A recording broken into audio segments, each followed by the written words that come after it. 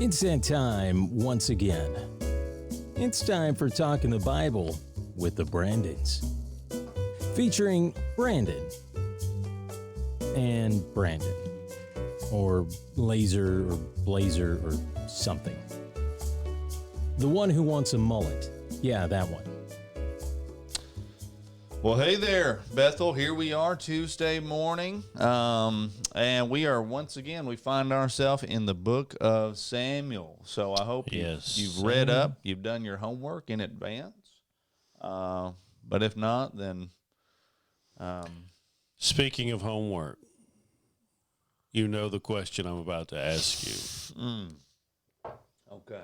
Did you do your memory verse? I actually did do my memory verse. All right, let's hear it. Week. Now, hold on. I'm not super polished here. All right. Has the Lord as great delight in burnt offerings and sacrifices than obedience to the voice of the Lord? Behold, it is better to obey than sacrifice, or to listen than the fat of rams. Very good. That's pretty good. You missed a word or two, but that's pretty good. Yeah. And not like you get it perfect. why do you think he week. says listen to listen than the fat of rams? Well, because that was part of the burnt sacrifice there, the burnt offering. Yeah, the fat was the choicest part. Yeah. It's also So obedience better than religious ritual. We'll get to that later though in the week. That's coming. That is coming. But why don't you? Did you memorize your? Yeah, but I'm sketchy too. Let's hear it. Let's hear it. As the Lord great a delight in burnt offerings and sacrifices, as in obedience to His voice. For to obey is better than sacrifice, and to listen than the fat of rams. That's not word for word. It's close. I think I was the better one here today. I think I was here. So maybe it's just because we're taping earlier in this morning. And I'm not really at the top of my game. The yet. Excuses here. The excuses. I love That's it. why I'm drinking my coffee from my Yeti. Yeah, but you're not drinking from the Sermonator. What's I know. I need to transfer that over. Yeah, this keeps it a lot hotter, a lot longer. If you want to be powered by the Holy Spirit, man, you don't need to be like drinking from these godless, like products over here. I mean, what are these pagan symbols? It's two. Are those Yetis battling out? They're carrying a Yeti cooler. I'm pretty sure Yetis were mythical creatures from probably Native American folklore, and you are endorsing a form of paganism. I saw a Bigfoot in my woods Bigfoot behind my house just the other day. You never saw Bigfoot. That was probably one of your neighbors who wasn't dressed appropriately and extremely hairy. That could be true. Okay. All right. So 1 Samuel chapter 3, and then we fast forward really to chapter 8. So I like this just because chapter 3 you get a little bit of kind of the baby boy Samuel. He's cutting his teeth here in the temple. He's not old enough to be the priest yet, but he's very sensitive to the voice of the Lord, hearing a calling on him. And the Lord comes and speaks to him and basically tells him that, Eli's done for. His family's done for. That's right. So Samuel's going to be kind of the new priest here. And a neat phrase at the beginning of chapter 3 is that the word of the Lord was rare in those days. Yeah, and the day of Judges. You would expect that to be the case. God was not speaking to them through any prophet because of their disobedience. And so I think the idea is when God began to speak to Eli and Samuel, they didn't know who was speaking to them. Mm-hmm. They could not understand or recognize his voice. So it just shows you how dangerous things were, how bad things were spiritually among the people there. Yeah, absolutely. But we don't stick in chapter 3. No. So we kind of move on over to chapter 8. And at this point, Samuel's certainly a grown man at this point, and he's got some pull. He's got some, he's got some authority here amongst the people of God, more so than the king. I think you could argue. Yeah.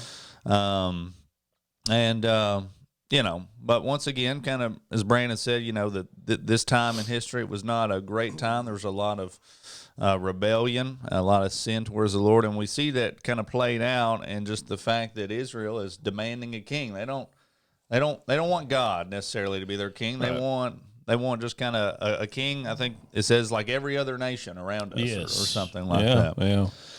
So, it kind of leads us into the HEAR acronym for us today. For me, I highlighted 1 Samuel chapter 8, verses 5 and 20, just because they kind of go together. The people are giving their reasoning to Samuel for wanting a king here. And they say in verse 5,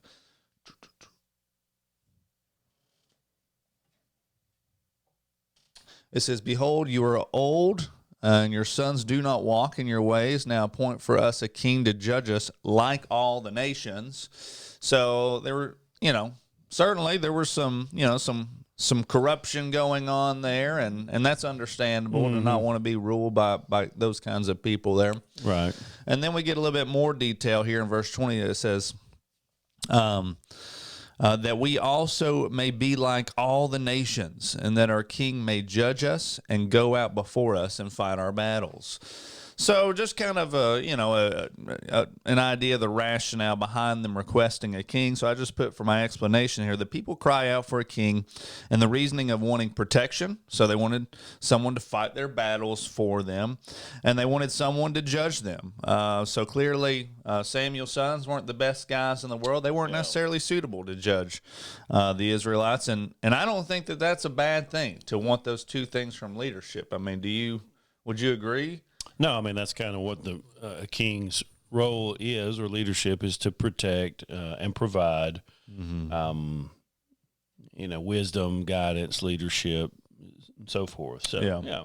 I think where things kind of go south, though, is where they just don't want, protection and a fair and faithful judge, but they want to be like other nations as well. And that's a excuse we see, a reason. Well, the other nations, I think the big thing is that the other nations had kings. Mm-hmm. They didn't have a king. God was their king. Mm-hmm. So I think even more so, it was just the rejection of God as their king, which is what he tells them. God says to Samuel, they've not rejected you. They've rejected me from being king. And so the like other nations is kind of a way of saying we want a king, period, and that will make us like other countries, nations. God is saying what makes you so distinct is I'm your king. I'm your king. That's and right. You don't need a king like other nations. You just need to trust me. And God was ruling them through the prophet Samuel, through his voice, through his word. So, yeah. Yeah. Yeah, I think, I think you can see that kind of from the beginnings there. God always wanted Israel to be set apart and to be different from every other nation. And yes. So, here we see kind of the opposite of the people crying out for that. And just for my application, I put, as God's people, it is not bad to desire fairness and protection from leadership. After all, God is both of those things. But we should never trust in an earthly ruler to perfectly provide those things for us. So, as far as my response, just a prayer, Lord, help me to put my hope in you and not in kings, or presidents or whatever, leaders of the world there, or governors. And I think it's a lot of times, especially during a time like this, it's maybe easy to kind of default to that. We're in a moment of crisis there. You're looking for that leadership. You're looking for fairness. You're looking for protection. But at the end of the day, our faith isn't in Donald Trump or in Bill Lee, but it's in the Lord. Yeah. I think the idea too is just the rejection of God as king is a theme, and really, in some ways, it is what sin is. I mean, essentially, sin is we want to decide what is right for ourselves, what Adam and Eve did in the garden, and so we want to be our own king. We want to be the leader. The problem is that the king always takes, which is kind of what I saw when Samuel warns them. He says, okay, you guys want a king? I'll give you a king. And so he says to them, here's what the king will do. And he said, he'll take your land. He'll take your sons. He'll take your produce. He'll take your gold. And he uses that phrase over and over and over. He will take, and take. And so I just, that's what gods do. That's what false gods do. That's what you do when you want to be the king of your life.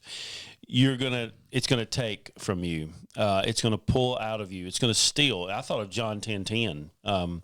Jesus said, the thief comes to steal, kill, and destroy. Speaking about the devil, I've come that they may have life and have it abundantly. So God comes to give. Jesus comes to give.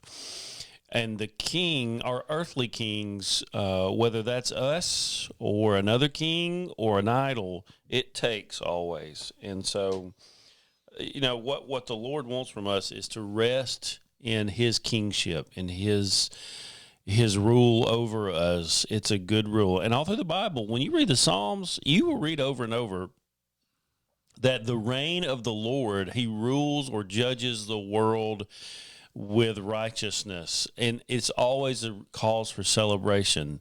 So part of what it means just to be a Christian is that I quit looking at God's reign over my life as a bad thing. See, for non-Christians, that's kind of the default. It's like, I don't want God telling me how to live my life. I think I can do it better. That's right. It'd be a lot more funner if I'm in control or fulfilling. And what happens when in conversion is God comes along and changes your heart and your mind so that you begin to see him for the good God that he is, for his reign as a good thing, for his lordship and rule over you as a blessing, not a curse. Right. And they couldn't see it that way. They saw it as a burden, and it ends up now the real burden is you. And what you want and your desires. Yeah. That's the problem. Yeah, I think it's fair to say at conversion, what really becomes quite apparent is that God is infinitely better than you are. And therefore he's suitable to be king. So the King of Kings, in fact. That's right. Yeah. King of Kings and Lord of Lords. So there you go. That's the lesson for today. Every other king in your life, whether it's a political leader or an idol in your life, it's just going to take from you. But the King of Kings wants to give to you and give to you life in abundance. That's right. Amen. So I love that. Well, okay, guys and gals, it's been fun, as it always is. So we got a little bit more 1 Samuel for you tomorrow. So I think we're looking at chapters 9 through 10. That's correct. Not going to have to travel too far. And, once again, going to see a little bit more action. Things are going to start picking up here. But we love you guys. If there's anything y'all need, reach out to us. As always, if there's something that you'd like for us to maybe include in the show, or just put that in the comments right below the video there. Love to hear your feedback on it. It's always an encouragement to us. So thank y'all for tuning in, and see y'all tomorrow.